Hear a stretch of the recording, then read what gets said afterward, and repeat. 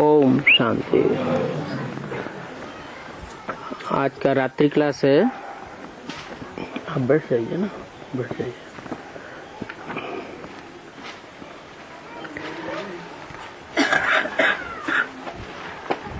अट्ठाईस 8 का रात्रि class. Om Shanti. Today's night class is of the 28/8/68. आजकल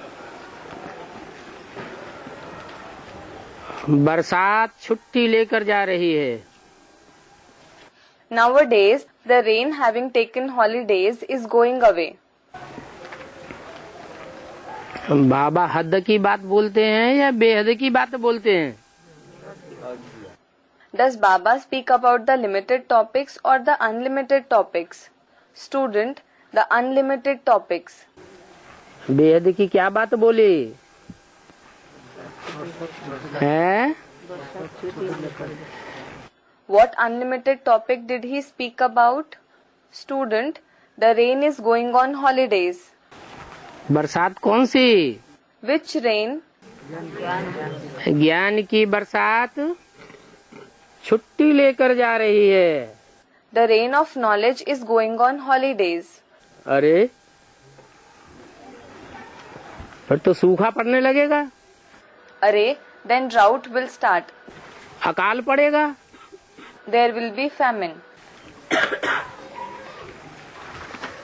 बरसात चली जाएगी तो क्या शुरू हो जाएगा? If it stops raining, what will start? अकाल पड़ेगा, सूखा पड़ेगा। There will be famine, drought. मनन चिंतन मंथन चलेगा नहीं। There won't be thinking and turning. चलेगा? चलेगा नहीं। Will there? There won't be. फिर याद अच्छी आएगी। Then, will you remember the Father well? याद की खुराक जिसे अनाज कहा जाता है उसकी पैदाइश होगी।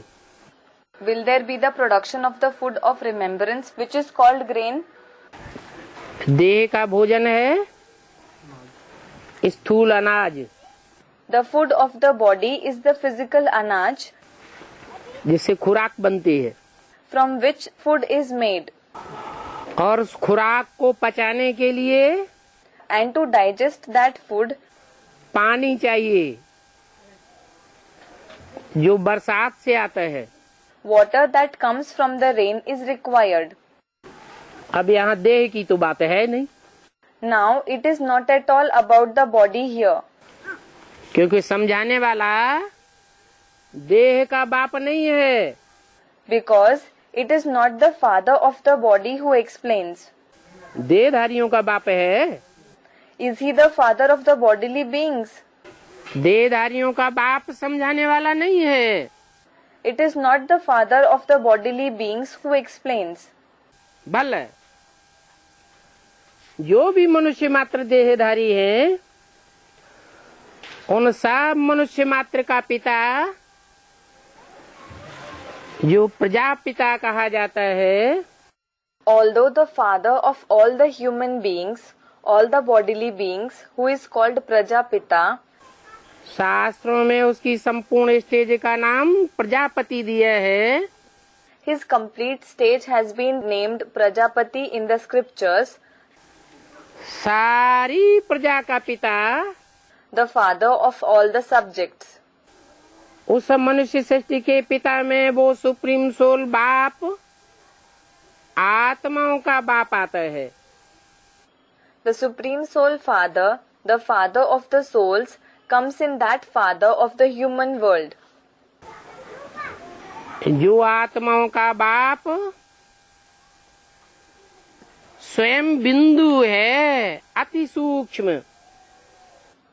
The father of the souls is himself a very subtle point.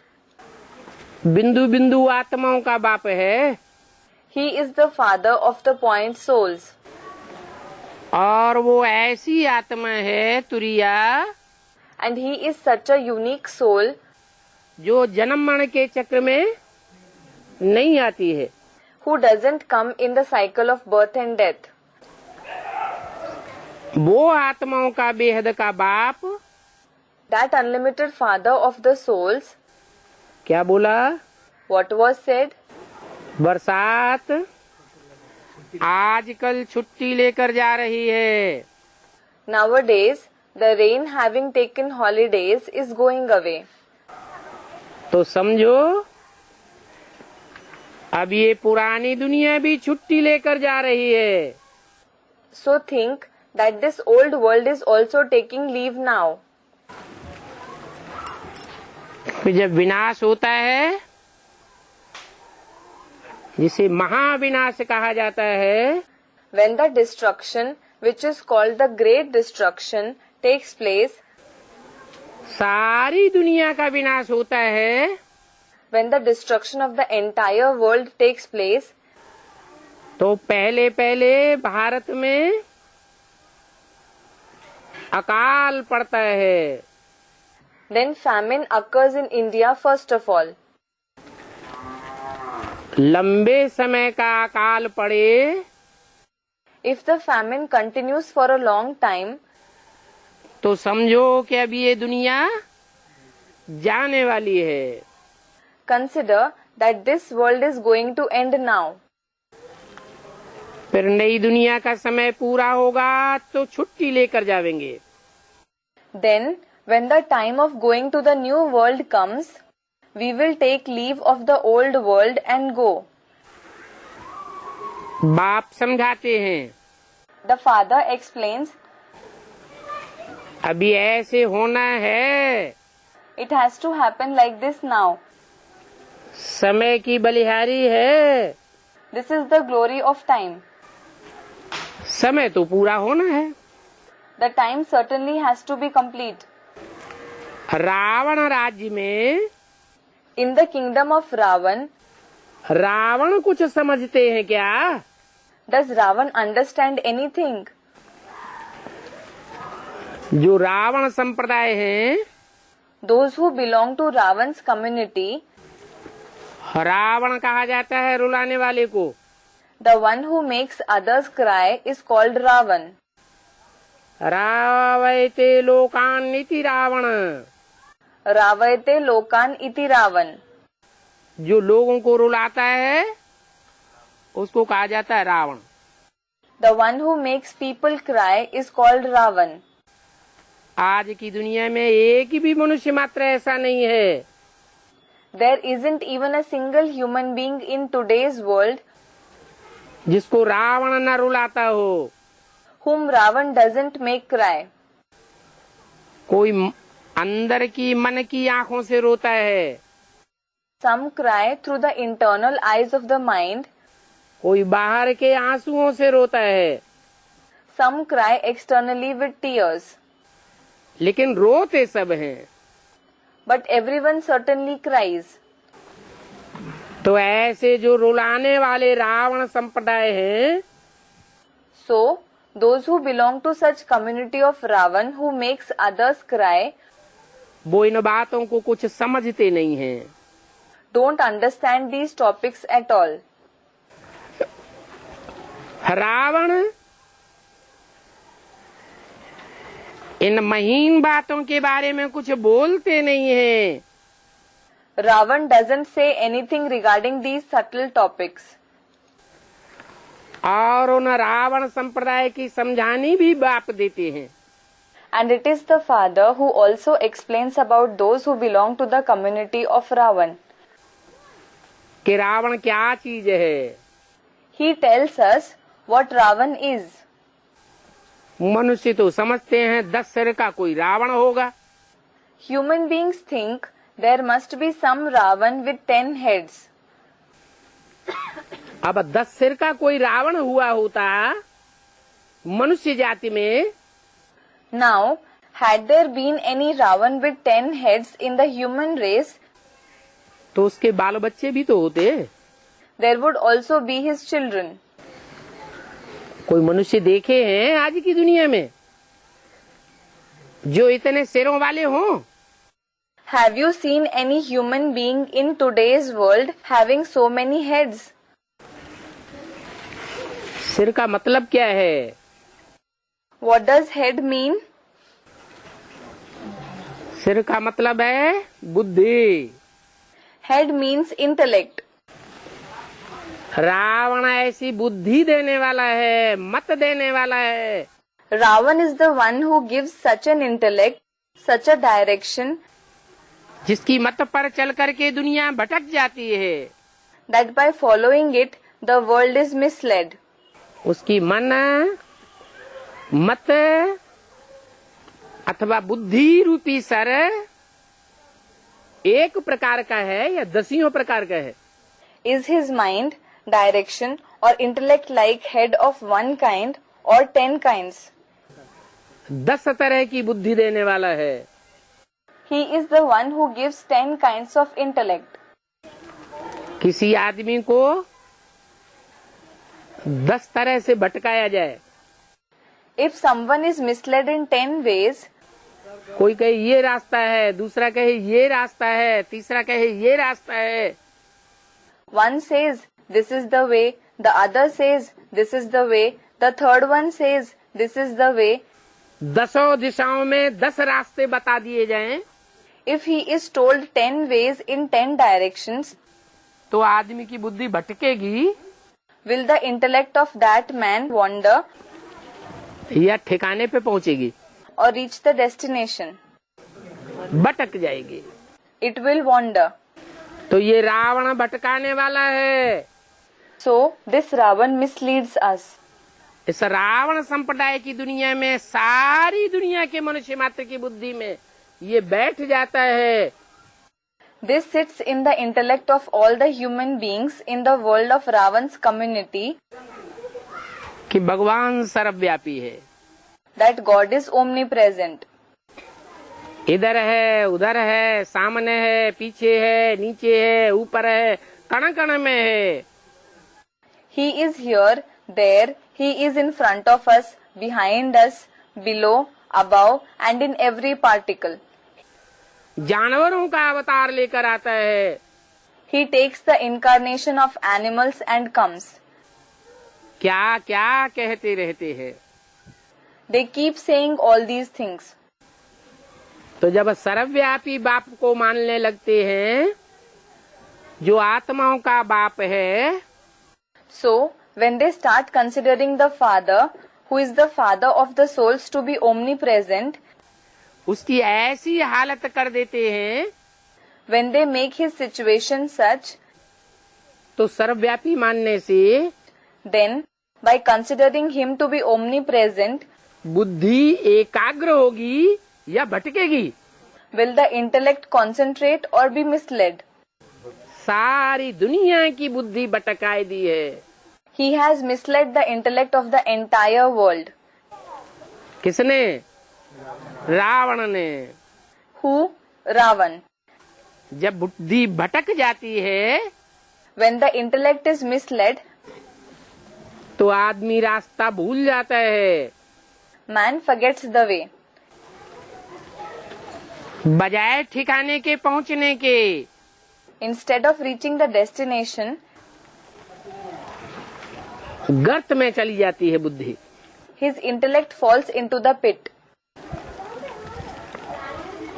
तो उस रावण की समझानी बाप देते हैं So, the father gives the explanation of that Ravan. कि ये रावण कोई एक मनुष्य नहीं है, This Ravan is not one human being. एक मत देने वाला नहीं है, He is not the one who gives one direction. अनेक प्रकार की मत देने वाला ये 10 सिर का रावण है। It is the 10-headed Ravan who gives several kinds of directions. आज दुनिया में बड़े बड़े 10 धर्म फैले हुए हैं। 10 main religions have spread in the world today. और उन 10 धर्मों के प्रणेता 10 धर्म पिताएं हुए हैं। And there have been the founders, the 10 religious fathers of those 10 religions. गिनती करके देख लो। Count them and see. ये 10 मतें मिलकर के रावण बन जाता है। These 10 directions come together and become Ravan. बाप तो एक मत देते हैं, The father gives just one direction. इसलिए उस एक ऊंचते ऊंच बाप की ऊंचते ऊंच मत है।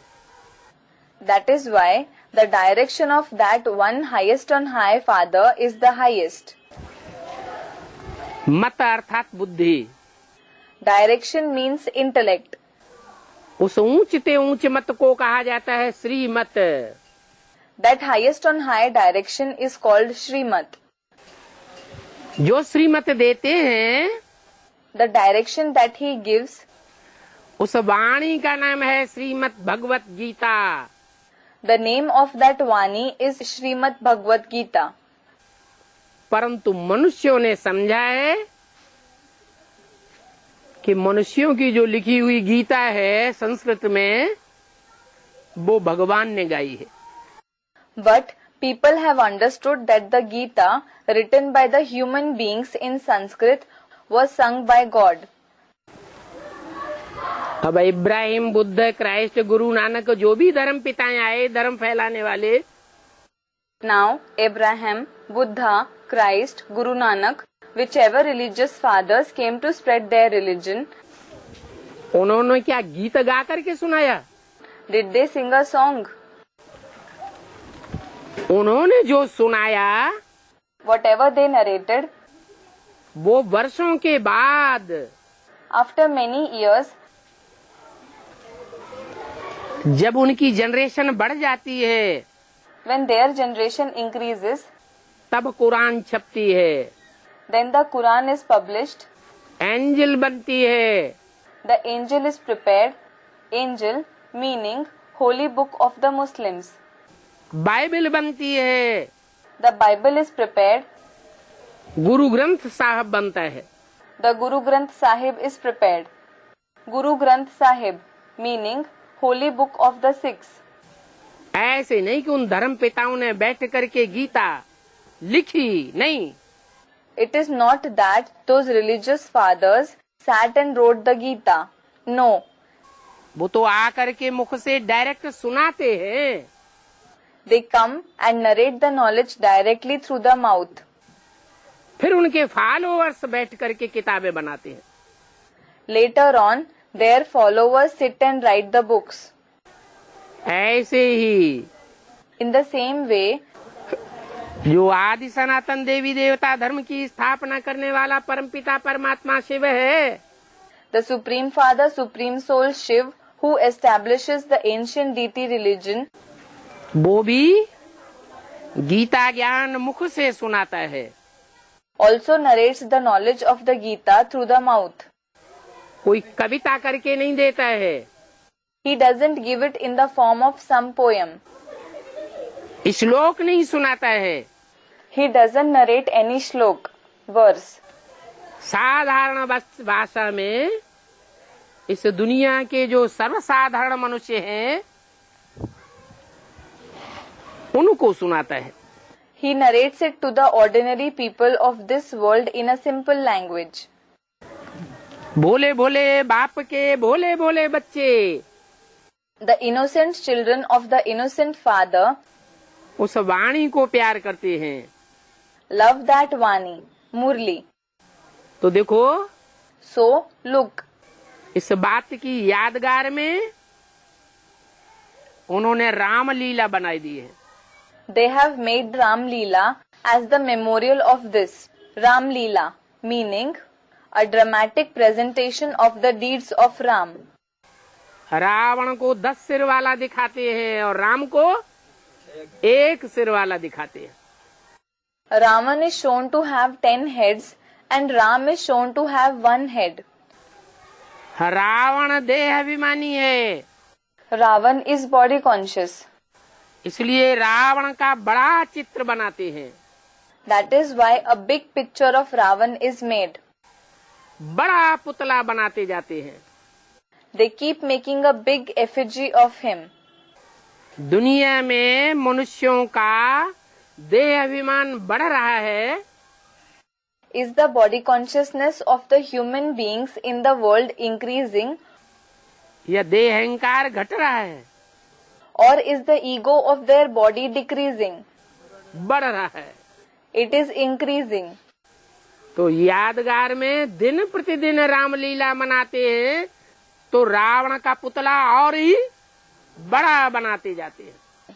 So, when the Ramlila is celebrated year after year as its memorial, they keep making the effigy of Ravan bigger and bigger. Ravan के मुकाबले राम तो बहुत छोटा है।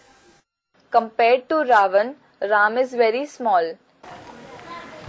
अति सूक्ष्म, He is very subtle. जैसे आत्मा सूक्ष्म है Just as the soul is subtle, ऐसे आत्माभिमानी अति सूक्ष्म है he is soul conscious and very subtle. और इस दुनिया में भी जब आता है Even when he comes in this world, तो ऐसे छोटे मोटे साधारण तन में आता है he comes in such an ordinary body कि दुनिया के लोग उसको पहचान ही नहीं पाते। that the people of the world are just unable to recognize him. तो बाप बताते हैं कि रावण कौन है और राम कौन है। So, the father tells us about who Ravan is and who Ram is. ये बात बाप के सिवाय और कोई बता ही नहीं सकता। No one other than the father can tell us this at all. Ram है आत्माभिमानी Ram is soul conscious और रावण है देह अभिमानी, देह अहंकारी। and Ravan is body conscious, the one with bodily arrogance. देह का अहंकार रखने वाले, बाहुबल का अहंकार रखने वाले होते हैं। Those who have the ego of their body have the ego of their physical power. वो बाहुबल का प्रयोग करते हैं। They make use of physical power. बाहुबल के प्रयोग से राज्य का संचालन करते हैं। They manage their kingdom by using physical power. उनमें आत्मा का बल नहीं होता, They don't possess the power of the soul. तो आत्मा का प्यार नहीं हो सकता। So they cannot have the love of the soul. भगवान आकर जो दुनिया स्थापन करते हैं वो आत्मिक स्थिति वाली देवताओं की दुनिया है। The world that God establishes when he comes is the world of the deities with the soul conscious stage. देवताएं अपन को और दूसरों को ज्योति बिंदु आत्मा के रूप में देखने के आदी होते हैं। Deities are habituated to see themselves and others as a point of light soul. उनकी बुद्धि में देह का आकर्षण नहीं होता है। There isn't the bodily attraction in their intellect. देह का आकर्षण नहीं होता है तो देह का सुख भी नहीं होता है। As they have no bodily attraction, they don't experience the bodily pleasures either. देवताएं तो हैं ही अतीन्द्रिय सुख भोगने वाले। In fact, the deities are the ones who enjoy the supersensuous joy. परंतु वो संपूर्ण देवताएं हैं। But those are the complete deities. तो देवताओं की प्रजा वो भी देवता होगी। So the subjects of the deities will also be deities. यथा राजा तथा प्रजा। As is the king, so are the subjects. और रावण की प्रजा भी क्या होगी? And what will the subjects of Ravan also be? Ravan है असुर। Ravan is a demon, Asur.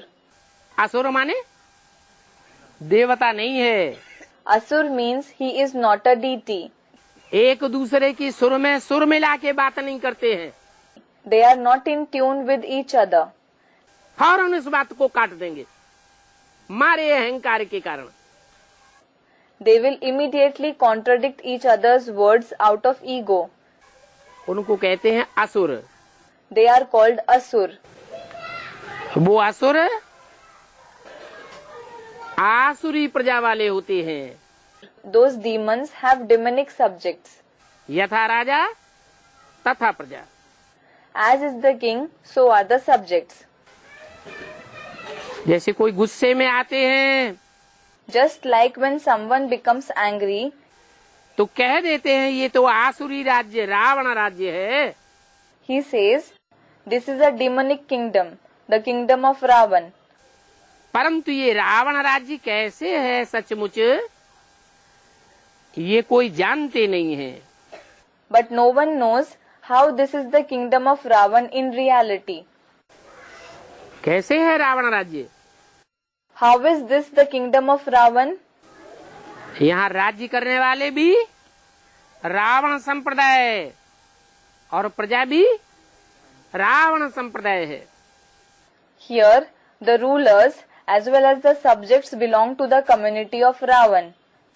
तुम बच्चों को अभी समझ मिली है कि दुनिया में कितना अज्ञान है। You children have now understood how much ignorance there is in the world. कि न रावण का रूप जानते हैं न राम का रूप जानते हैं। There is so much ignorance that they neither know the form of Ravan nor Ram. न रावण संप्रदाय को पहचानते हैं न राम संप्रदाय को पहचानते हैं। Neither do they recognize the community of Ravan nor the community of Ram. क्या पहचान बताई?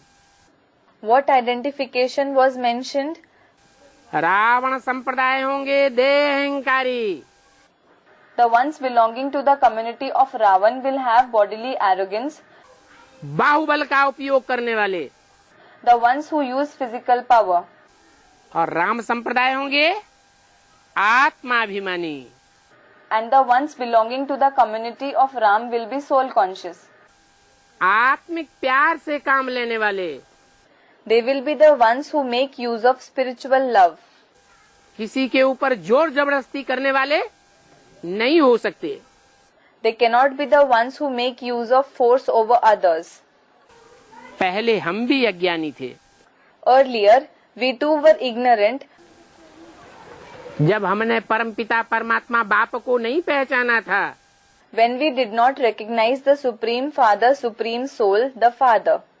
हम भी अज्ञानी थे।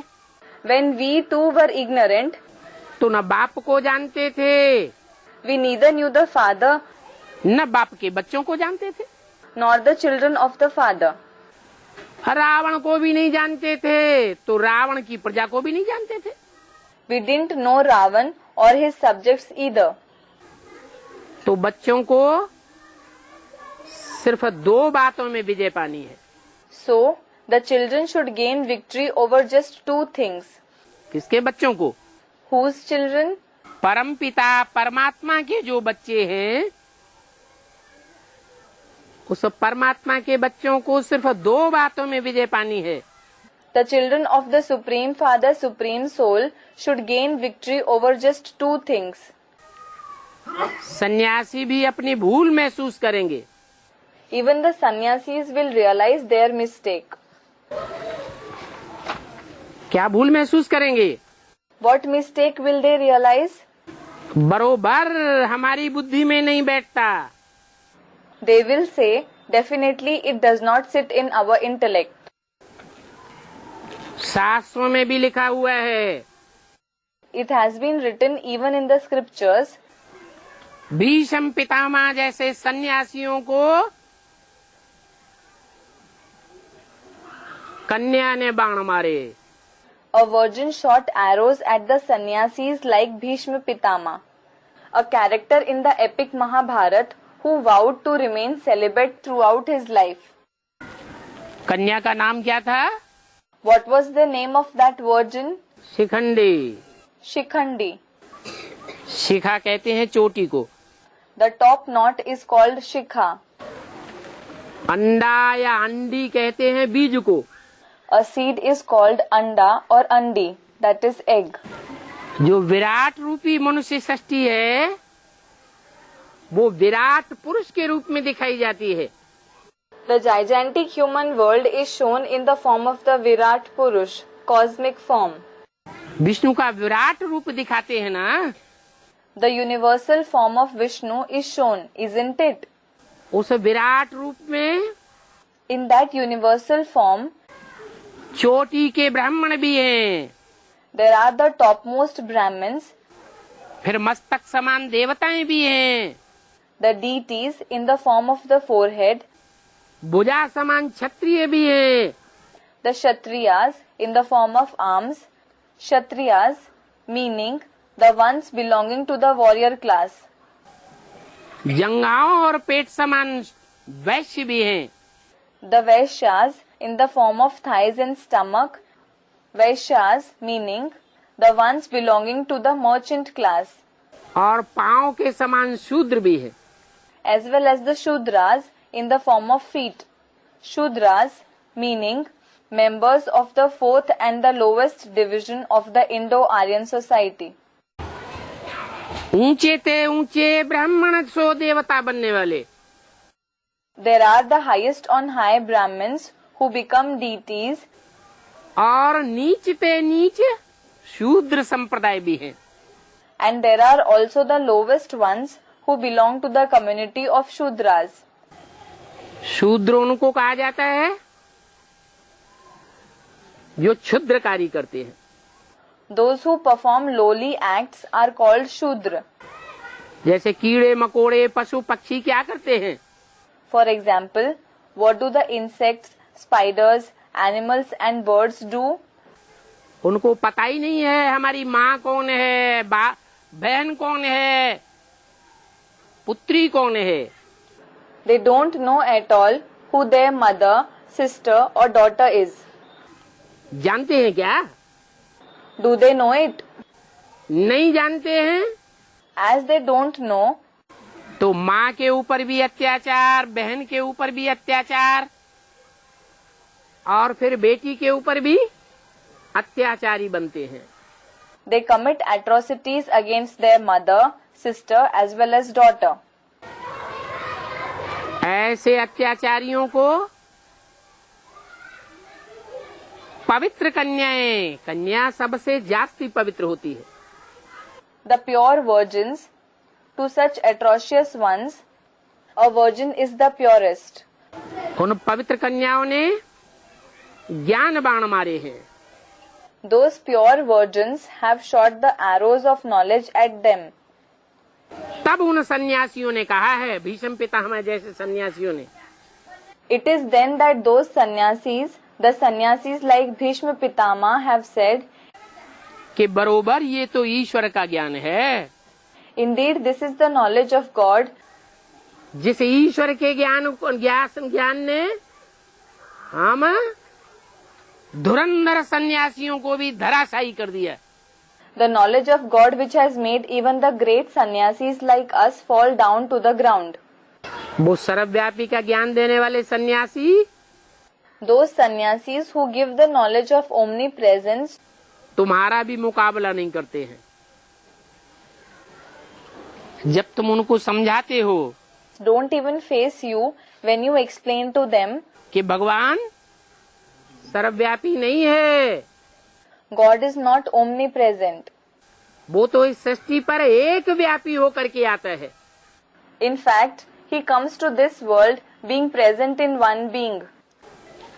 और एक बाप है सारी मनुष्य सृष्टि का, And the one father of the entire human world, उसे एक ऊंचे ऊंचे बाप जिसे एडम आदम आदिदेव कहा जाता है, उसमें ही आता है। he comes only in that one highest on high father who is called Adam, Adidev. वो सन्यासी शास्त्रों में पढ़ते भी हैं, Those sannyasis also read in the scriptures, तुम आदिदेव है पुरुष है पुराण, Tvam Adidevah Purushah Puranah. तुम आदिदेव हो, आदि पुरुष हो। That is, you are Adidev, the first man. परंतु फिर समझते नहीं है कि वो आदिदेव शंकर कैसे है। But then they don't understand how that Adidev is Shankar. Adidev meaning the first deity. Shankar साकारी है, मूर्तमान है, Is Shankar corporeal the one having a physical form, या अमूर्त निराकारी है? or is he the one without a physical form, incorporeal? Shankar की तो मूर्ति है, In fact, there is the idol of Shankar. वो तो साकारी है। He is corporeal. उसमें जो प्रवेश करने वाला शिव है वो निराकारी है, Shiv who enters him is incorporeal, और वो सदैव निराकारी है। and he is always incorporeal. निराकारी स्टेज में रहने वाला है। He is the one who stays in the incorporeal stage.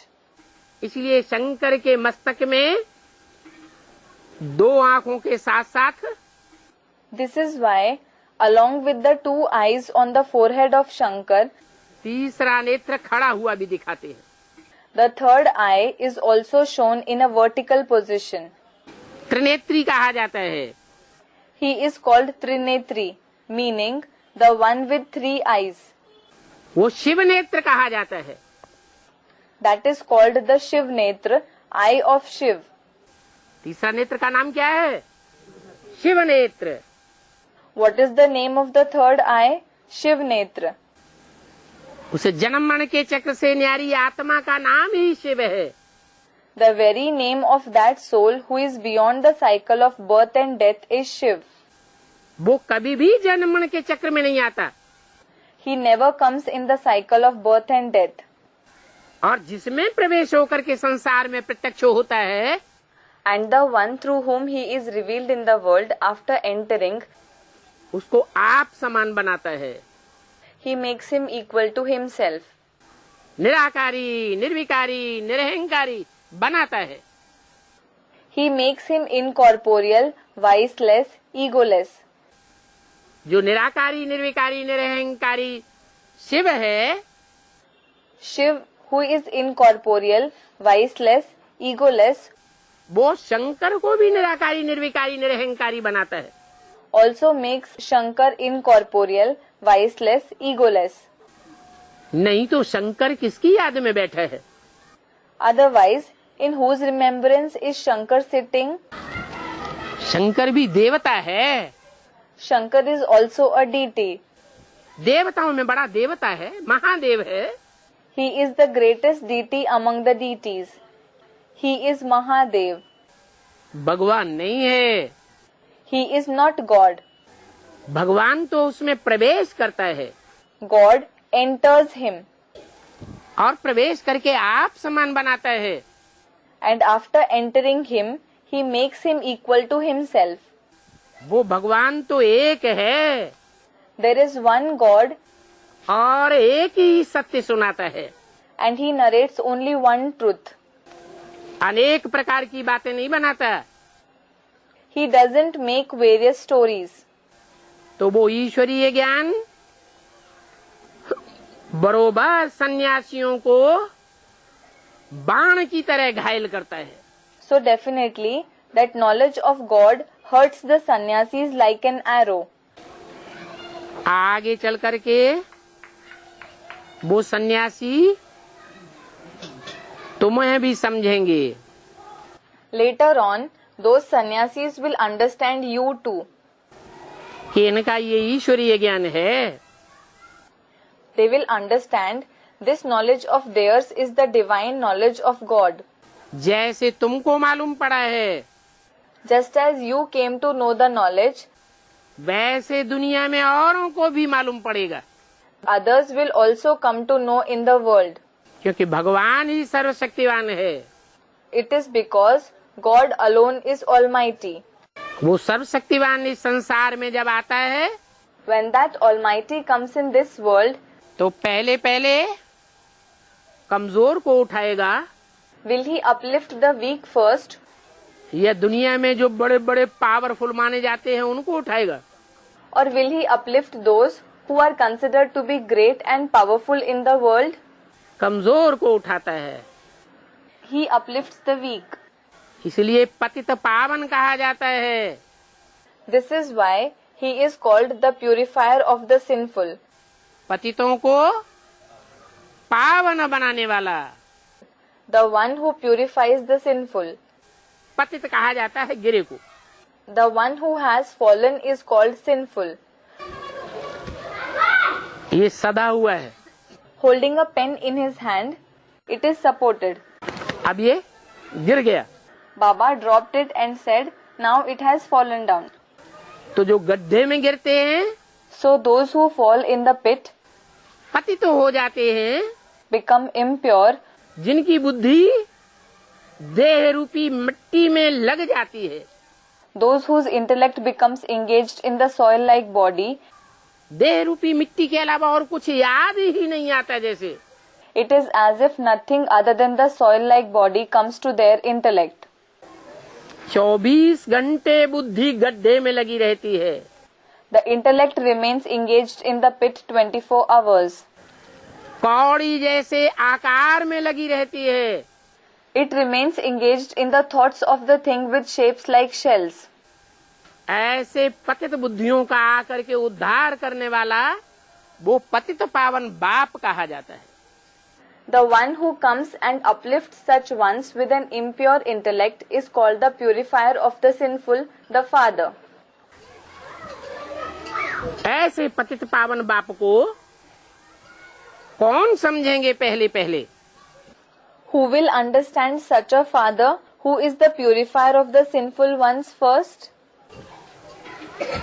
जिसने पीछे के 63 जन्मों में जास्ती भक्ति की होगी, The one who will have done more bhakti, that is devotion, in the past 63 births, वो ही जास्ती समझेंगे। they themselves will understand him more. और जिन्होंने पहले पहले सतो प्रधान जास्ती भक्ति की होगी, And those who will have done more Satopradhan bhakti first of all, Satopradhan meaning consisting in the quality of goodness and purity. तीव्र भक्ति की होगी, Those who will have done intense bhakti वो तीव्र गति से ज्ञान को समझेंगे, will understand the knowledge at a rapid pace. जल्दी समझेंगे। They will understand it quickly. अगर कम भक्ति की होगी, जन्म जन्मांतर, If someone has done less bhakti for many births, तो देरी से समझेंगे। he will understand late. तो हिसाब है। So this is the account. अभी परमपिता बाप ताकीद करते हैं Now the Supreme Father instructs us कि कहाँ भी सर्विस हो that wherever there is service, तो बच्चों को सर्विस पर जाने के लिए खर्चे को नहीं देखना है, children shouldn't be bothered about the expenses required to go there. भागना चाहिए। They should run for service. बल खर्चा ज्यादा हो जाए। It doesn't matter if there is more expenditure. Agra में सर्विस है There is service in Agra, तो मदद देनी चाहिए। so you should offer help for it. है खास आगरा के लिए क्यों बोला है?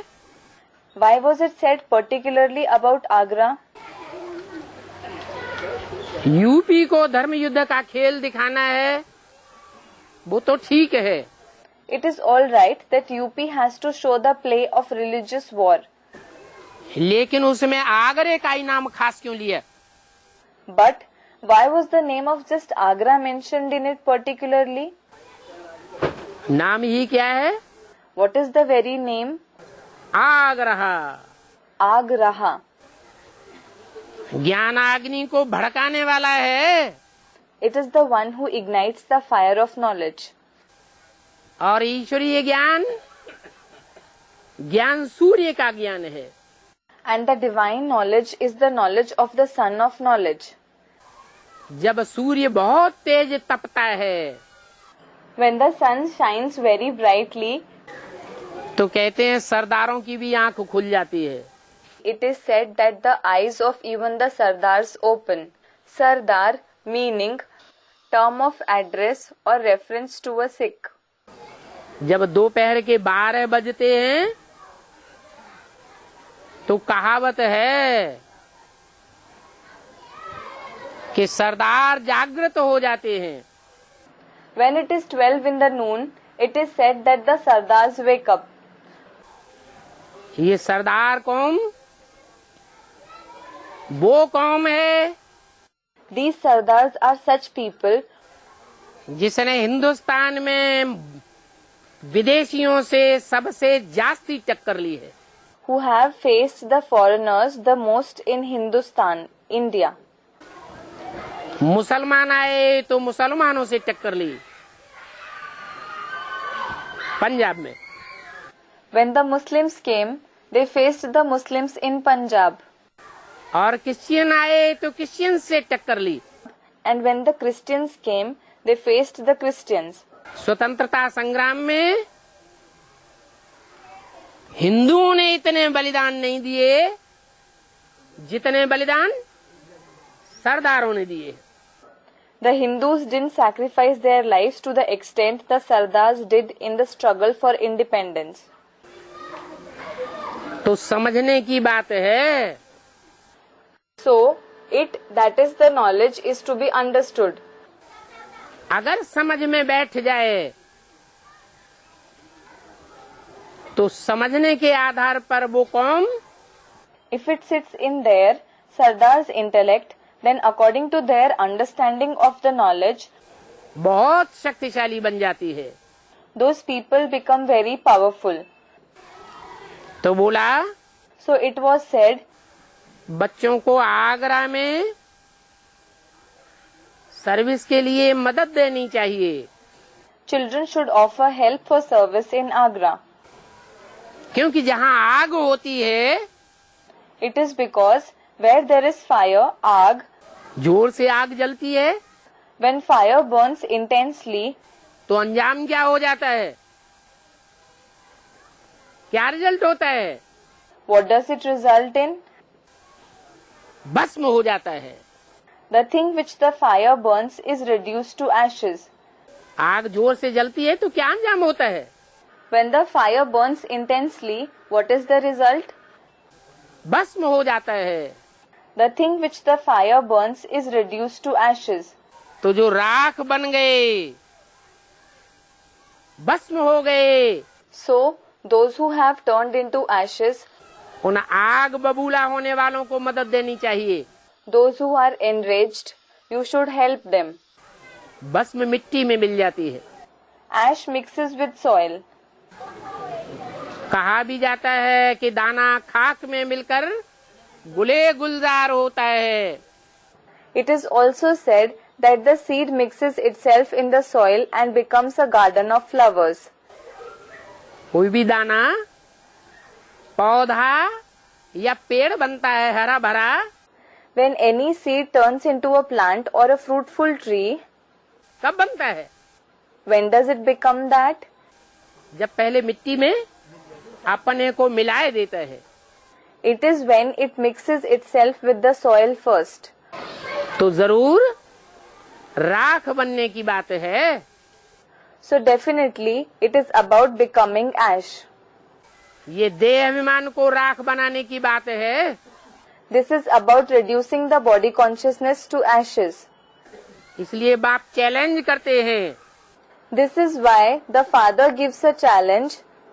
अब देखेंगे Now we shall see कि राख कौन बनते हैं और कितने बनते हैं। who become ashes and how many become ashes. और कोटों में से एक लाखों में से एक कौन निकलते हैं वो भी देखेंगे।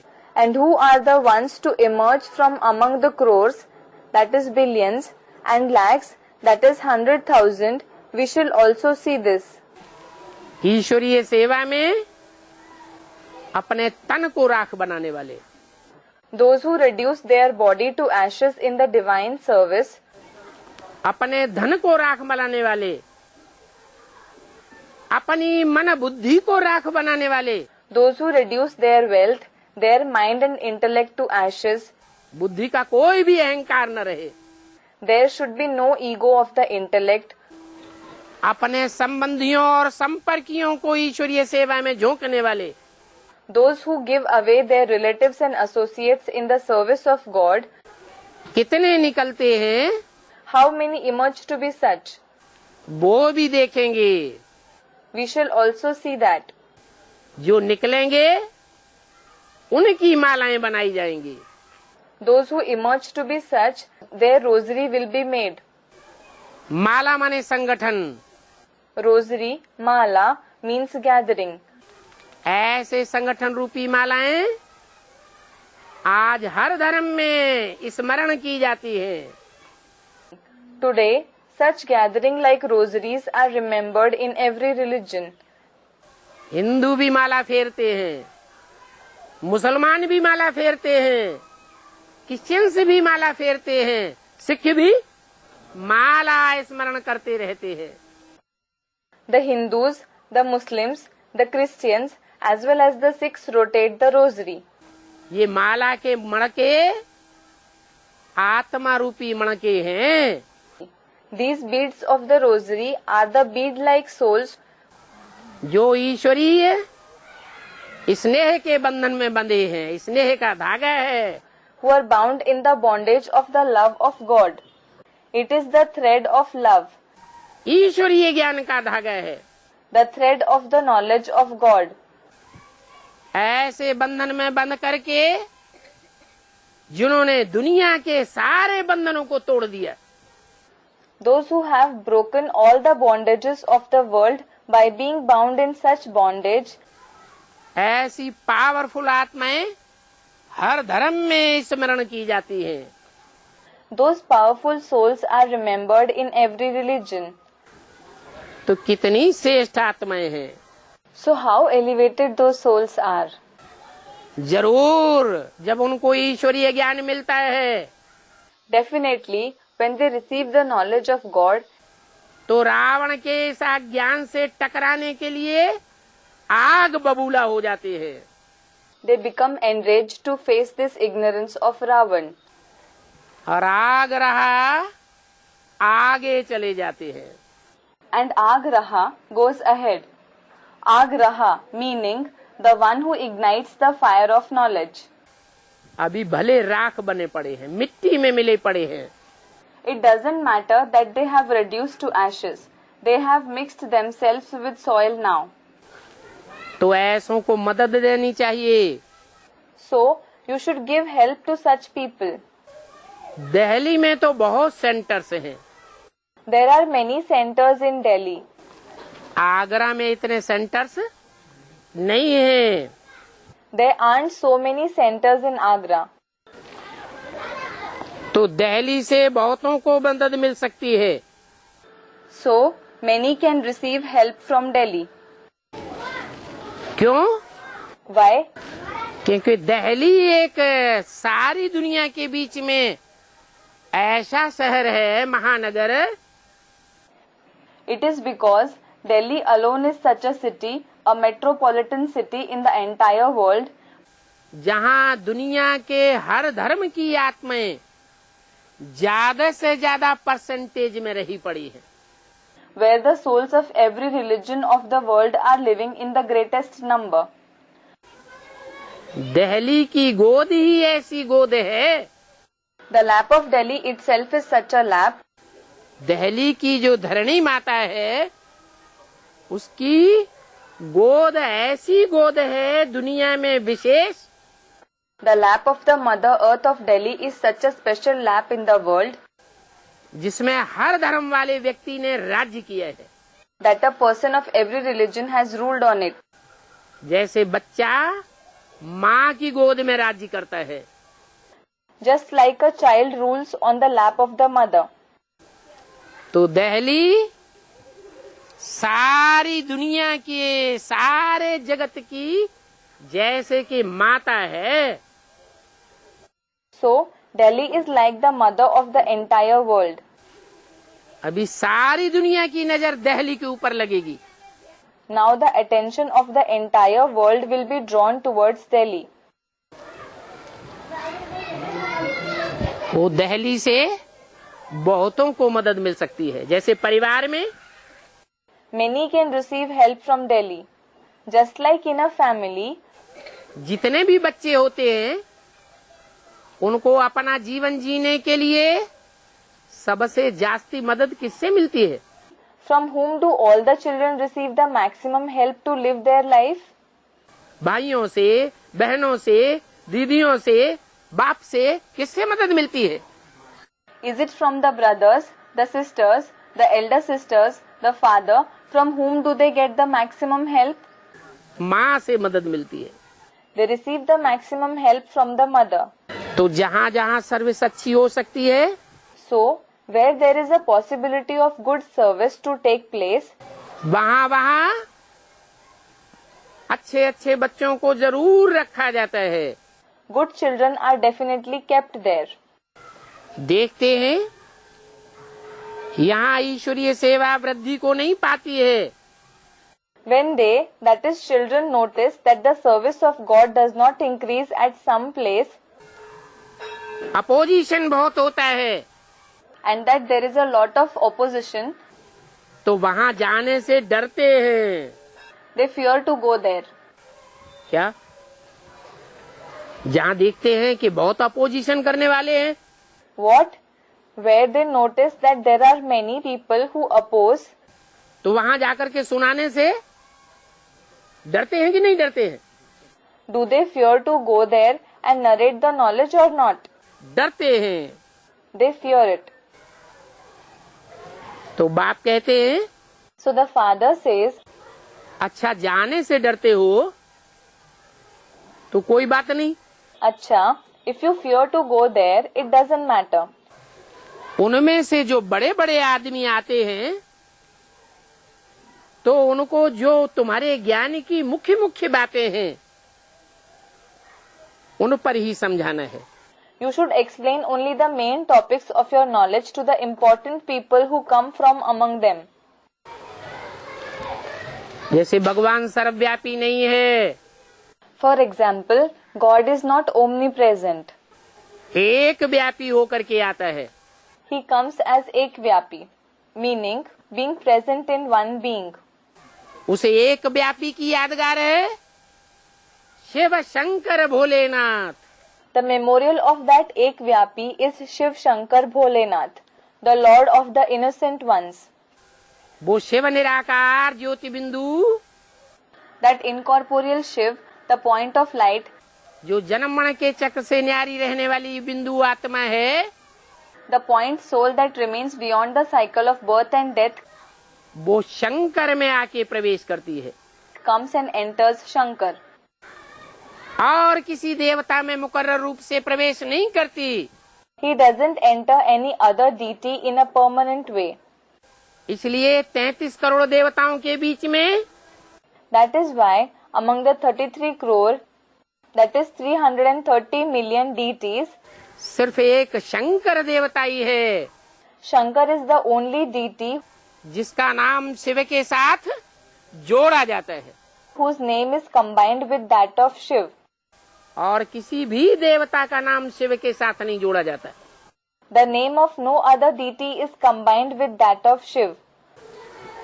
तो वो एक व्यापी होकर के आता है। So he comes as Ekvyapi. जिस एक में आता है The one in whom he comes उसको भी याद करने की जरूरत है। also needs to remember. इसलिए शंकर भी शिव की याद में रहता है। That is why Shankar also remains in the remembrance of Shiv. ऊंच से ऊंच है Shiv, Shiv is the highest on high. फिर नेक्स्ट टू गॉड है Shankar. Then next to God is Shankar. तो बाप कहते हैं So the father says, कि पहली पहली मुख्य बात यही बुद्धि में बैठा हो make this very main topic sit in the intellect first of all, कि भगवान सर्वव्यापी नहीं है। that God is not omnipresent. तो बुद्धि एकाग्र होगी सबकी, Then everyone's intellect will concentrate. नहीं तो सर्वव्यापी मानने से बुद्धि भटकती रहती है। Otherwise, the intellect keeps wandering by considering God to be omnipresent. कई मंदिरों में भटकती है, It wanders in the temples, कई तीर्थों में भटकती है, it wanders in the pilgrimage places, कहीं गुरुद्वारों में, कहीं मस्जिद में, in the gurudwaras, the mosques. कहीं क्रिश्चियंस की बुद्धि कहाँ भटकती है? Where does the intellect of the Christians wander? है? हाँ, Student, in the church. Yes, Christians की बुद्धि भी भटकती है। the intellect of the Christians also wanders. जो दुनिया में बड़े बड़े एटम बम का निर्माण करने वाले हैं, बड़े बुद्धिमान समझते हैं अपने को। Those who invent big atom bombs in the world, those who consider themselves to be very intelligent, उनकी भी बुद्धि गिरजाघरों में भटकती है। even their intellect wanders in churches. बाप कहते हैं, The father says, ये बुद्धि का अहंकार जिसने ऐसी चीज बना ली कि जिस दुनिया में बैठे हैं उसी दुनिया को भस्म करने का प्रयत्न कर रहे हैं।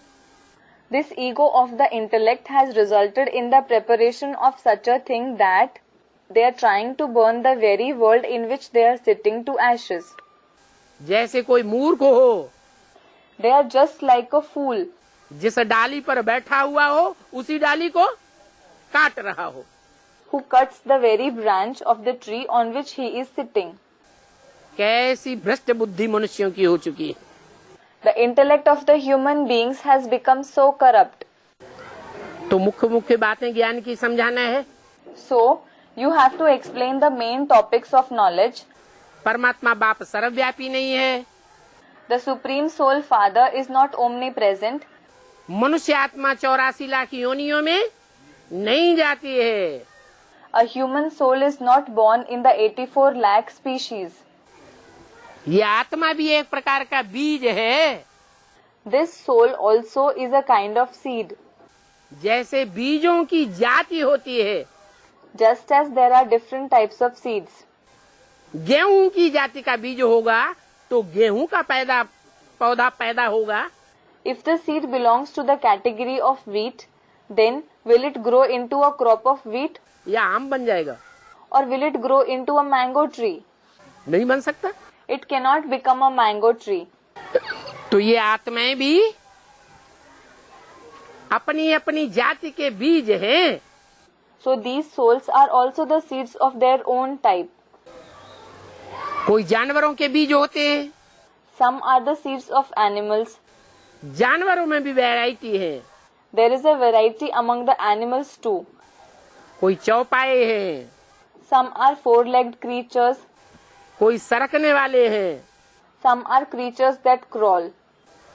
पक्षियों में भी जातियां हैं। There are different species among the birds as well.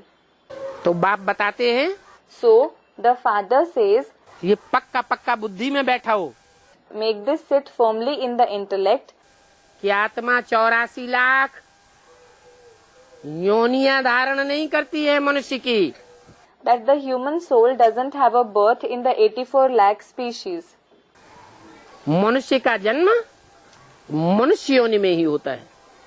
A human is born only in the species of human beings.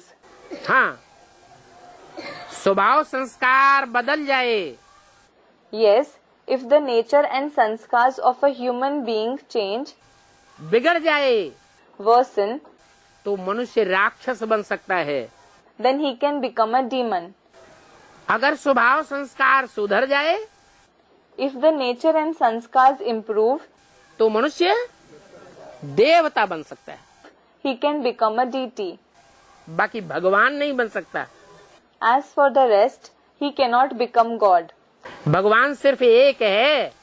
There is just one God. मनुष्य आत्माएं तो ज्यादा से ज्यादा 84 के चक्र में आ सकती है। Human souls can come in the cycle of 84 births at the most. लेकिन परमपिता परमात्मा शिव 84 के चक्र में नहीं आता है। But the Supreme Father, Supreme Soul Shiv doesn't come in the cycle of 84 births. तो ये बातें अच्छी रीति बुद्धि में बैठानी है। So, you have to make these things sit in the intellect well. मुख्य बात है, The main thing is, Gita ज्ञान देने वाला गीतापति भगवान कौन है? who God, the husband of the Gita, who gives the knowledge of the Gita is. उन सन्यासियों ने तो बता दिया, Those sannyasis have said Gita ज्ञान देने वाला कृष्ण भगवान है। that it is God Krishna who gives the knowledge of the Gita. अरे बुद्धि से सोचना तो चाहिए। अरे, you should at least think through the intellect. क्या भगवान द्वापर के अंत में आकर के पापी कलयुग की स्थापना करके जावेगा? Will God come at the end of the copper age and go after establishing the sinful iron age? भगवान आकर के पाप की दुनिया की स्थापना करता है? Does God come and establish the sinful world? अरे भगवान आकर के तो सारी दुनिया को पलट देता है। अरे, God comes and transforms the entire world. पाप की दुनिया को बदल करके पुण्य आत्माओं की दुनिया बनाकर जाता है। He transforms the sinful world into the world of noble souls and then goes. पाप की दुनिया है कलयुग The iron age is the sinful world और पुण्य आत्माओं की दुनिया है सत्ययुग। and the golden age is the world of noble souls. सत्ययुग कौन बनाएगा? Who will make the golden age? सत्ययुग जो सत्य होगा, सच्चा होगा, 100%, वो ही सत्ययुग बना सकता है। Only the one who is 100% truthful can establish the golden age. कहते भी हैं सत्य चित्त आनंद। It is also said Sat Chit Anand, true, living, blissful. किसका नाम है? Whose name is it? है? मनुष्यों का नाम है? Is it the name of the human beings? देवताओं का नाम है? Is it the name of the deities? राक्षसों का नाम है? Is it the name of the demons? नहीं, ये सत्य चित्त आनंद भगवान का नाम है। No, this Sat Chit Anand is the name of God, जो सदैव सतो प्रधान स्टेज में रहता है, who always remains in the Satopradhan stage. सदा शिव है। He is Sadashiv, meaning always beneficial. इस तमो प्रधान कलयुगी दुनिया में आता है। He comes in this Tamopradhan Iron Age world. Tamopradhan meaning dominated by darkness or ignorance. पाप की पतित दुनिया में आता है, He comes in the sinful degraded world. तो भी मन बुद्धि से सदैव सतो प्रधान है। Even then, he is always Satopradhan through the mind and intellect. सात्विक स्टेज में रह करके पार्ट बजाने वाला है। He is the one who plays a role while remaining in the Sattvic, that is pure stage. तो ये बात भी पक्की बतानी है So, you should definitely tell them this too. कि गीता का भगवान कोई देहधारी मनुष्य राम या कृष्ण नहीं हो सकता। Any bodily human being, Ram or Krishna, cannot be God of the Gita. ये तो देवताएं हैं, They are deities, भगवान तो निराकार है, whereas God is incorporeal. सदैव ज्योति बिंदु है। He is always a point of light. वो निराकार निर्विकार है, निरहंकार है, जो आकर के गीता का ज्ञान सुनाते हैं। That incorporeal one who narrates the knowledge of the Gita on coming is viceless and egoless. Krishna के बच्चे स्वरूप की ज्यादा पूजा होती है Is the childhood form of Krishna worshipped more, या कृष्ण के बड़े रूप की पूजा ज्यादा होती है? or is his adult form worshipped more? बच्चे रूप की ज्यादा पूजा होती है। क्यों? The childhood form is worshipped more. Why? इसलिए It is because कि बच्चा ये भगवान नहीं बनता, बच्चा और बड़ा। a child, God doesn't become a child or an adult. भगवान न बच्चा बनता है न बड़ा नारायण बनता है। कहते हैं ना, हे Krishna Narayan Vasudev. God neither becomes a child nor the adult Narayan. They say, Hey Krishna Narayan Vasudev, don't they? ये कृष्ण नारायण वासुदेव किसका नाम है? Whose names are Krishna Narayan Vasudev? एक ही आत्मा के ये नाम है। These are the names of the same soul. Narayan तो नर बनता है, It is a man who becomes Narayan. और नर को नारायण बनाने वाला वही परमपिता परमात्मा एक सच्चिदानंद शिव है। And the one who transforms a man into Narayan is that Supreme Father, Supreme Soul, the one who is true, living and blissful Shiv himself. कोई मनुष्य आत्मा नहीं हो सकती। It can't be any human soul. जानवरों और पक्षियों की आत्मा की तो बात ही अलग। The very topic of the souls of the animals and birds is totally different. शास्त्रों में लिखा है ना, It is written in the scriptures, isn't it? कि घोड़े का रूप धारण करके आया, He took the form of a horse and came. सूकरा अवतार सुअर का अवतार धारण करके आया, As Sukra avatar, boar incarnation, he incarnated as a boar. मत्स्यावतार मगरमच्छ का अवतार धारण करके आया, As Matsya avatar, fish incarnation, he incarnated as a crocodile. अरे अरे, ये जानवरों में बुद्धि होती है क्या ज्ञान समझने की? do these animals possess an intellect to understand the knowledge? एक तरफ कहते हैं ऋते ज्ञानान्न मुक्ति, On one side, they say, Rite Jnananna Mukti. ज्ञान के बगैर मुक्ति नहीं हो सकती। Someone cannot receive liberation without knowledge. दूसरी तरफ कहते हैं भगवान जानवरों में आता है। On the other side, they say, God comes in animals. अरे जानवरों में आएगा तो क्या जानवरों को पहले सुधारेगा? Array, if he comes in animals, will he reform the animals first? नहीं, मन बुद्धि किसमें होती है? No. Who possesses a mind and intellect? मनुष्यों में होती है। Humans possess it. भगवान मनुष्य तन में आता है God comes in a human body, और मनुष्य तन में आकर के मनुष्यों को ज्ञान सुनाता है। and after coming in a human body, he narrates knowledge to the human beings. ज्ञान के आधार पर उनकी मन बुद्धि को आत्मा को श्रेष्ठ बनाता है। With the knowledge, he makes their mind and intellect, their soul elevated. जब मनुष्यों की आत्मा श्रेष्ठ बन जाती है, When the soul of the human beings becomes elevated, एकाग्र हो जाती है, वायुमंडल बंध जाता है, तो उस वायुमंडल में रहने वाले जो और प्राणी जीव जंतु हैं, पशु पक्षी हैं, वो भी सुधर जाते हैं। concentrated, when a good atmosphere is created, then the other living beings, the creatures, animals and birds living in that atmosphere, they too improve. जो शास्त्रों में गायन है कि ऋषियों मुनियों के आश्रम में बाघ और बकरी एक घाट पानी पीते थे। About this, it is mentioned in the scriptures that tigers and goats used to drink water on the same river bank in the ashrams of the sages and saints. आश्रम में ही जाकर के एक घाट पानी क्यों पीते थे? Why did they go only to the ashram and drink water on the same river bank? राजाओं के राज्य में क्यों नहीं दिखाया गया? Why hasn't this been shown in the kingdom of the kings? क्योंकि राजाएं तपस्वी नहीं होते हैं। It is because the kings aren't ascetics. बुद्धि को एकाग्र करने का प्रयास नहीं करते हैं। They don't try to concentrate their intellect. ऋषि मुनि तो प्रयासी होते हैं।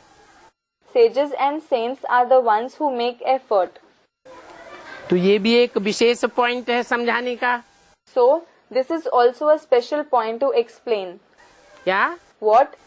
कि भगवान गीता का ज्ञान कृष्ण के रूप में नहीं देता है। That God doesn't give the knowledge of the Gita in the form of Krishna. इस रूप में देता है। In which form does he give it? Shiv Shankar Bholenath के रूप में निराकारी स्टेज में गीता का ज्ञान देता है। He gives the knowledge of the Gita in the incorporeal stage in the form of Shiv Shankar Bholenath. ये बड़ी भारी भूल है। This is a very big mistake जो गीता में देहधारी कृष्ण का नाम डाल दिया है। that they have inserted the name of the bodily being Krishna in the Gita. अगर निराकार का नाम होता तो क्रिश्चियन, मुसलमान, सिख, सन्यासी Had there been the name of the incorporeal one, the Christians, the Muslims, the Sikhs, the sannyasis, सब भगवान के निराकारी स्वरूप को मानते, all would have accepted the incorporeal form of God. लेकिन आज दुनिया खंड खंड में बट गई। But today, the world has been divided into different continents. क्योंकि जो गीता सर्वशास्त्र शिरोमणि है, वो सर्वशास्त्र शिरोमणि गीता माता का पति कृष्ण बच्चे को बनाई दिया।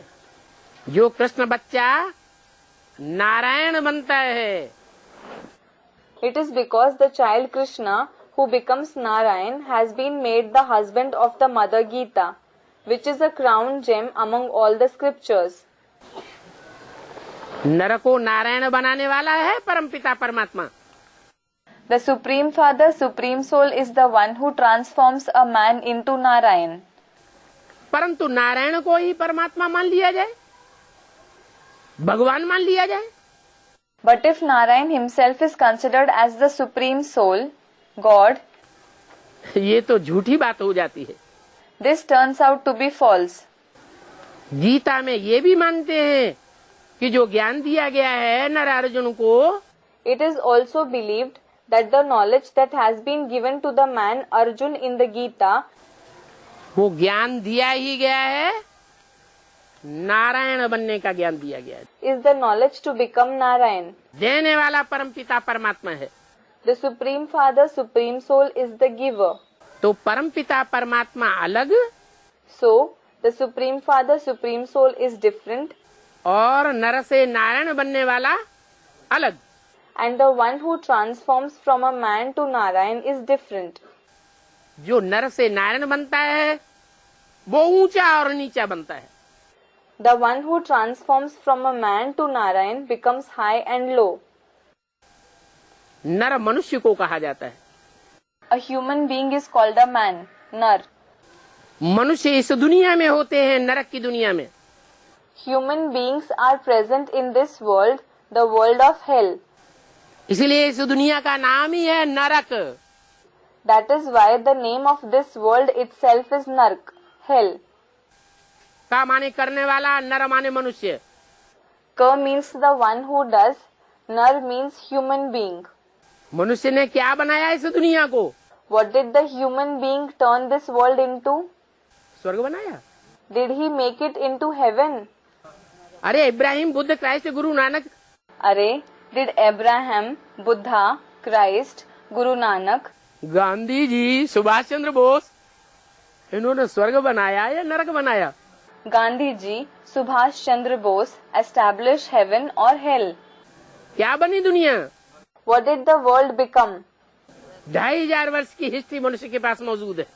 2500 years of history is available to the human beings. नर नरक बनाता है, Man creates hell, उस नर को भगवान आकर के नारायण बनाता है। and God comes and transforms that man into Narayan. वो भगवान कृष्ण या राम नहीं हो सकते, वो तो 16 कला संपूर्ण होते हैं। That God cannot be Krishna or Ram. They are complete with 16 celestial degrees, 14 कला संपूर्ण होते हैं। 14 celestial degrees. भगवान तो ज्ञान सूर्य है। God is the sun of knowledge. जो ज्ञान सूर्य है वो तो कलाओं से भी पार है। The one who is the sun of knowledge is beyond even the celestial degrees. उसको कलाओं में नहीं बांधा जा सकता। He cannot be bound in the celestial degrees. कहते भी हैं शास्त्रों में, It is also said in the scriptures, कलातीत Kalyan कल्पांतकारी। Kalatit Kalyan Kalpantakari, meaning the one who is beyond the celestial degrees, who is beneficial, the one who ends the cycle. कलाओं से अतीत है, कलाओं से परे है। He is beyond the celestial degrees. फिर भी कृष्ण का भगवान बना दिया।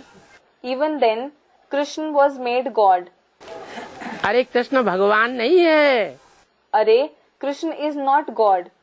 कृष्ण तो 16 कला संपूर्ण देवता है। In fact, Krishna is a deity complete with 16 celestial degrees. जिसको नर से नारायण जैसा अथवा कृष्ण जैसा बनाने वाला परमपिता परमात्मा शिव है। It is the Supreme Father, Supreme Soul Shiv who transforms him from a man to Narayan or like Krishna. और वो शंकर द्वारा ये परिवर्तन करता है। And he brings this transformation through Shankar. नहीं तो बिंदी कैसे ज्ञान सुनावेगी जब तक शरीर धारण न करे। Otherwise, how will a point narrate the knowledge until it takes on a body? मुख के बगैर ज्ञान थोड़ा ही सुनाया जा सकता है।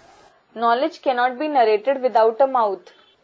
जैसे मुसलमान कहते हैं अल्लाह मियाँ ने ये फरमाया, अल्लाह मियाँ ने वो फरमाया। For example, the Muslims say Allah Miya, that is, God the Sir ordered this. Allah Miya ordered that. अब अल्लाह मियाँ को निराकार कहते हैं। Now they say Allah Miya is incorporeal. अल्लाह मियाँ ने क्या अर्श से फरमाया? Did Allah Miya give orders from the sky? ऊपर से फरमाया, ऊपर से आवाज आती है क्या? Did he order it from above? Does the voice come from above? समझते नहीं है। They don't understand. अरे भगवान इस सृष्टि पर आकर के मनुष्य तन के द्वारा ही ज्ञान सुनाता है। Array, God comes in this world and narrates the knowledge only through a human body. तो भगवान एक है। So, there is one God. ये कृष्ण राम तो देवताएं हैं। These Krishna and Ram are deities. सतयुग का पहला प्रिंस कृष्ण है Krishna is the first prince of the golden age जो नारायण बनता है। who becomes Narayan. नारायण संपूर्ण रूप का नाम है। Narayan is the name of the complete form.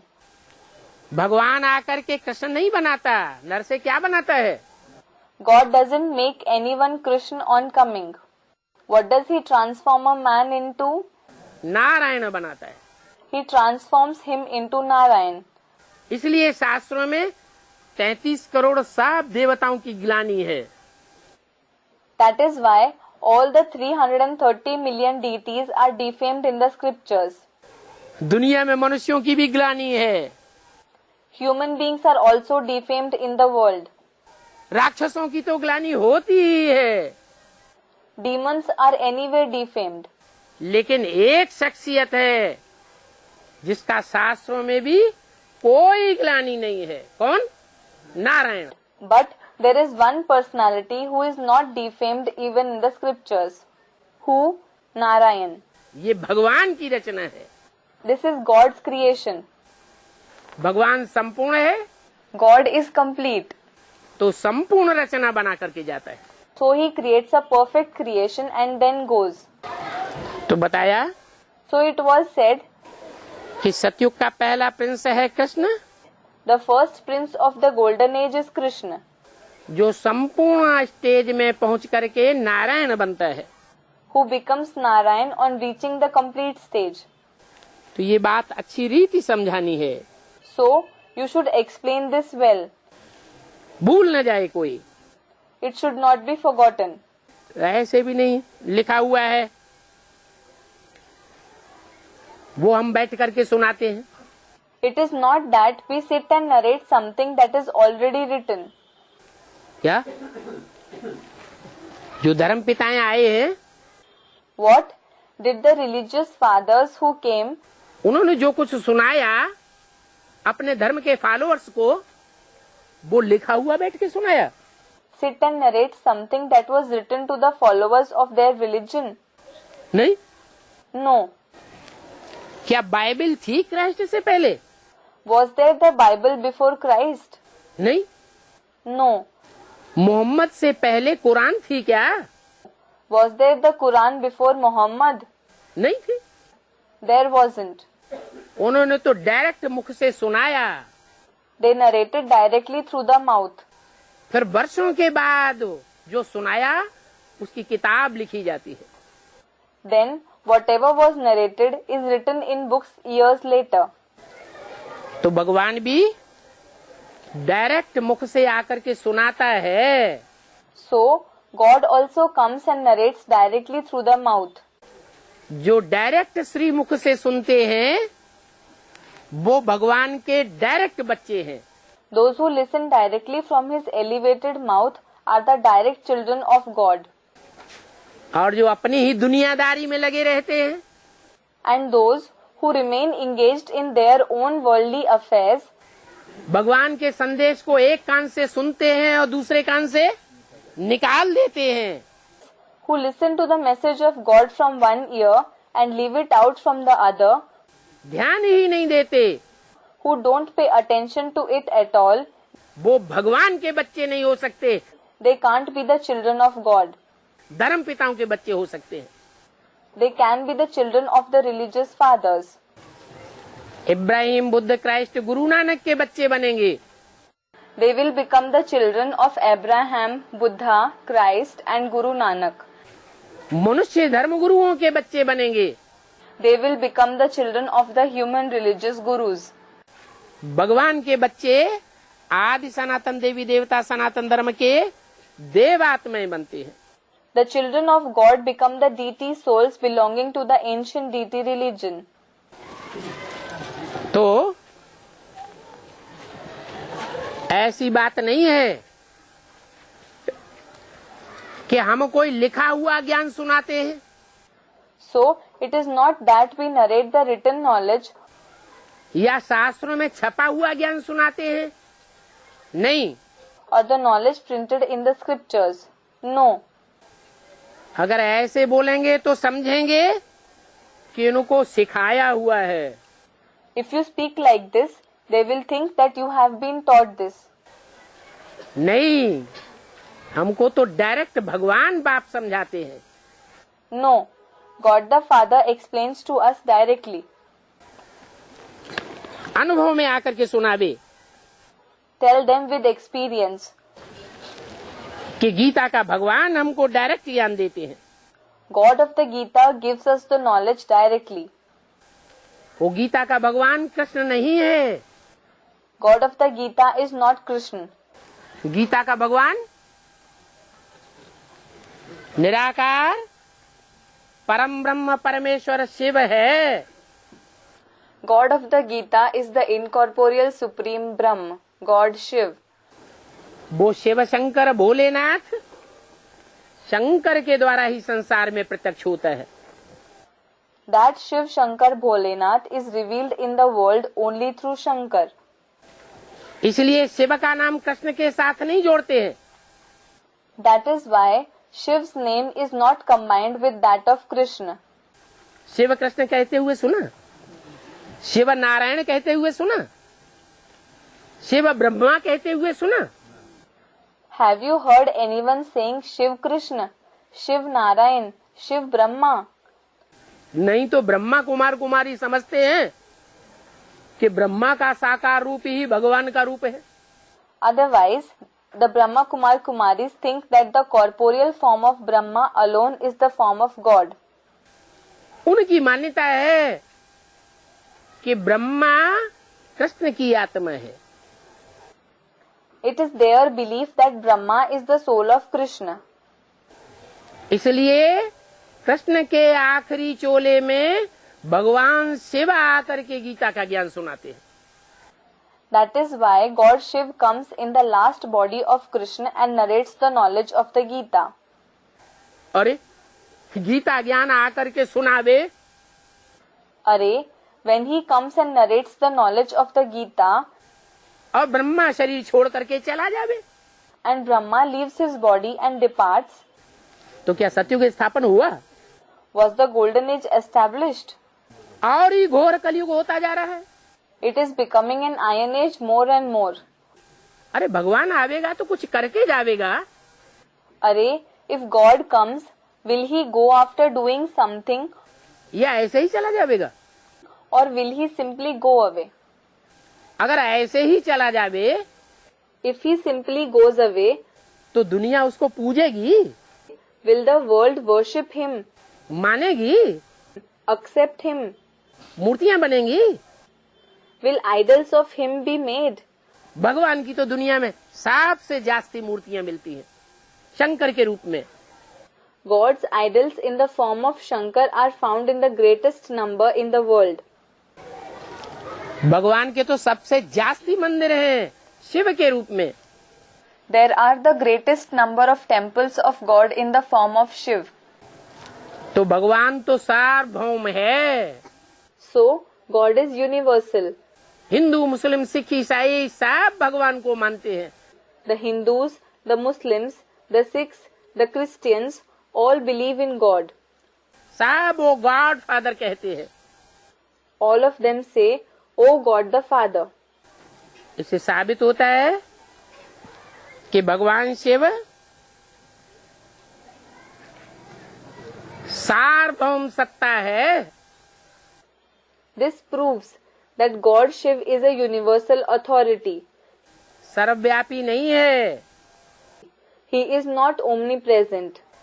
जैसे राजा अपनी गद्दी पे बैठता है For example, the king sits on his throne, लेकिन अपनी गद्दी पर बैठे हुए भी सारे राज्य को कंट्रोल करता है. yet he controls the entire kingdom. कहेंगे राजा की अपने राज्य में सार्वभौम सत्ता है. The king will be said to have a sovereign power in his kingdom. बाकी सर्वव्यापी राजा नहीं होता. As for the rest, the king is not omnipresent. ऐसे ही शिव भगवान भी सर्वव्यापी नहीं है. In the same way, God Shiv is not omnipresent either. वो तो आत्मलोक का रहने वाला है. He is the resident of the soul world. ये आत्मलोक सूरज चांद सितारों की दुनिया से परे. This soul world is beyond the world of the sun, moon and stars. जहाँ ये मिट्टी की देह नहीं होती. It is where this body of soil isn't present. वहाँ कोई चित्र नहीं होता, वहाँ कोई मूर्ति नहीं होती, 5 तत्व ही नहीं होते. There isn't any picture, any idol. There, the 5 elements themselves are not there. वहाँ का रहने वाला है पार ब्रह्म परमेश्वर कहा जाता है. He is the resident of that place. He is called Par Brahma Parmeshwar. पार लोक का रहने वाला है. He is the resident of the world beyond. That is Parlok. वहाँ का हमारा बाप रहने वाला है. हम आत्माओं का बाप परम पिता परमात्मा. When our Father, the Father of us souls, the Supreme Father, Supreme Soul is the resident of that place, तो हम कहाँ के रहने वाले होंगे? then we will be the residents of which place? हम भी वहीं परम धाम के रहने वाले हैं. We too are the residents of the same Supreme Abode. हम आत्माएं भी उस परम धाम से धीरे धीरे सृष्टि पर उतर करके पार्ट बजाते रहे हैं. We souls also have been playing our role after gradually descending in this world from that Supreme Abode. जन्म जन्मांतर चोला बदलते आए हैं. We have been changing our body for many births. 84 के चक्र में चक्कर खाते आए हैं. We have been passing through the cycle of the 84 births. अब हमारा चक्कर पूरा हुआ. Now our cycle has come to an end. ये तमोप्रधान कलयुग पूरा होने जा रहा है. This Tamopradhan Iron Age is about to end. अब सतोप्रधान सतयुगी नई दुनिया आने वाली है. Now the Satopradhan Golden Age, new world is going to come. परंतु उस नई दुनिया में जाने के लिए But to go to that new world, उत सत्य चित्त आनंद शिव को पहचानना पड़े. we have to recognize that true, living and blissful Shiv, किस सृष्टि पर किस मनुष्य तन में आया हुआ है, in which human body he has come in this world, कहाँ आया हुआ है, where he has come, क्या ज्ञान दे रहा है, what knowledge he is giving, क्या परिवर्तन हो रहा है. what transformation is taking place. वो सारी बात समझे बगैर हम परमपिता परमात्मा बाप के बच्चे नहीं कहे जा सकते. Without understanding all these things, we cannot be called the children of the Supreme Father, Supreme Soul, the Father. ऊंचे ते ऊंचे बाप है तो जरूर उससे ऊंचे ते ऊंचे वर्षा मिलता होगा. If the Father is the highest on high, certainly the highest on high inheritance will be obtained from him. दुनिया के जो भी बाप होते हैं वो अपने बच्चों के लिए सुख शांति ही चाहते हैं. All the fathers in the world just wish for happiness and peace for their children. वो बेहद का बाप है, He is the unlimited Father. बेहद की सुख शांति का वर्षा देकर जाता है। He gives the inheritance of the unlimited happiness and peace and then goes. वो देह का बाप नहीं है जो एक जन्म की सुख शांति दे देवे, धन दे देवे। He is not the father of the body, so that he will give happiness and peace, wealth for one birth. नहीं, वो तो बेहद आत्मा का बाप है। No, in fact, he is the unlimited father of the souls. आत्मा का कनेक्शन एक जन्म से है या अनेक जन्मों से है? Is the soul connected to one birth or many births? हैं? अनेक जन्मों से है। It is connected to many births. तो वो अनेक जन्मों का सुख शांति का वर्षा देकर जाता है।